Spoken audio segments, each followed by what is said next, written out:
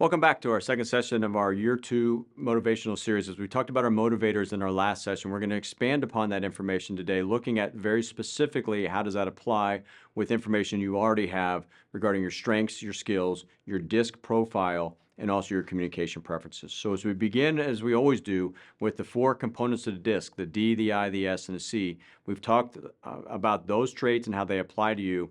Our mission remains the same, to become the world's greatest expert on yourself, and we've got that information from a man by the name of Greg Harton. We want to create the most desirable applicants through our opportunities, processes, and experiences. Specifically, the objective of Year 2 is to best understand personal and professional preferences so that our actions, very specifically our actions, align for superior performance and satisfaction. So as we bring all this together during this last session, we want to talk about how this best applies to you moving forward.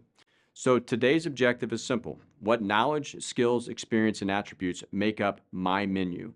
So as we all have different menus, and we'll talk about where those menus apply, not specifically to any one part of the DISC assessment, but how they all work together. So we talked a little bit about the motivator categories the last time, the motivator designations, and also the D, the I, the S, and the C. So the motivators are the why in what we do and what drives us to do it. So that tells you the why you're doing things specifically aligned to your skills, your strengths, your behaviors, and your communication preferences.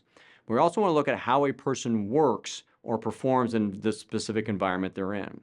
So we've taken these 5 categories of the DISC assessment. We've taken this assessment, we started to drill it down into these areas. We want to look at it from a menu standpoint. So I was asked recently what would be my last meal if I could have one, and I got to choose it. Where would I take it from? For me, very easily would be from Pizza King, but I have all of these choices that I could have for what my last meal would be, or at times if I go there for a lunch or a dinner, I have all of these choices available to me. I don't want to eat the same thing every time. I don't want to always order from the same part of the menu, and in different situations, we have different ideas or different skills or different tastes and what is best applicable there. So we're thinking of our behaviors, our skills, the strengths, and our communication preferences along with our motivators very much in a similar way we have in menus, categorized in different parts for different times and different audiences. We also know that our audiences or the environments that we're in take up these 5 categories on the right. Specifically, our personal environments that we're in, when we're inside the walls of Batesville High School, when we're outside the walls of Batesville High School, whether that might mean Ivy Tech, their career center, or places of employment with work-based learning, our jobs that we might have as you're starting to develop jobs and beginning the first steps of your career, but also our extracurriculars. How do we take the 5 things on the left and apply them appropriately to one of the settings that we have on the right? We also want to be cognizant of this. Thinking you fully know yourself is a trap. As you sit here today, to think that you fully know yourself, as I developed this lesson here today, to think that I fully know myself is a trap.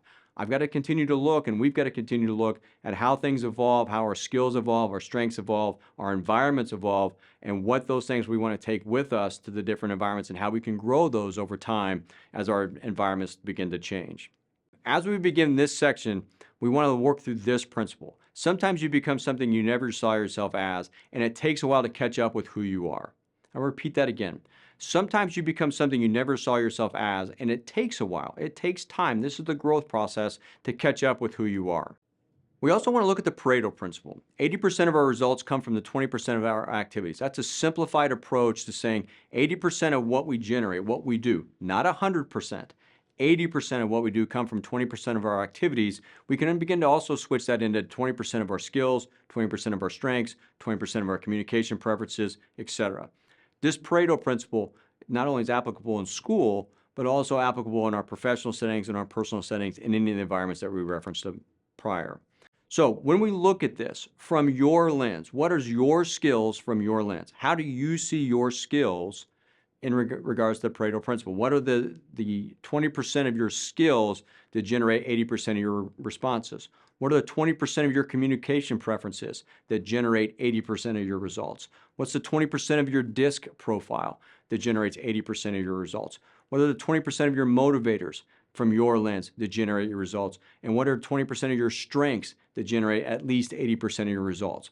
We're starting to narrow this in and say, what are your lenses? From your lens, from your perspective, what are the 20% of each of these categories that generate your results?